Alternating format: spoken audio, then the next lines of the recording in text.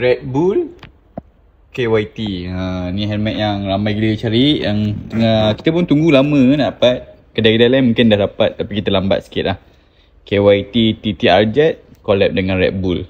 Yang ni TT Revo, yang ni full face lah, collab dengan Red Bull juga. Kotak dia pun lain macam, ada casing lah. Lepas tu kalau korang beli Red Bull punya edition ni, kita belanja 2 tin Red Bull. So tu lah, tak banyak masuk pun tak banyak. Macam ni lah. TTR Jet 2 biji, 4, 5 biji. Yang ni 3 biji. Yang ni harga dia korang tengok kat beg kuning. Harga dia saya tak ingat harga dia berapa. Tengok lah kat beg kuning, kalau ada voucher boleh tekan kan. Yang ni open face, yang ni full face. Sementara harga masih normal-normal lagi ni, belilah guys, kasih habis. Oh wow, saya apa habis? Oh, semua ada lagi. ML, XL ada. M ada 2, L ada 2. XL ada tinggal 1. Sekejap. Kat sini Khairul Anwar Ahmad, dia dah book dua-dua siap-siap. Satu TTR yang full face, satu yang open face. Yang ni dah post.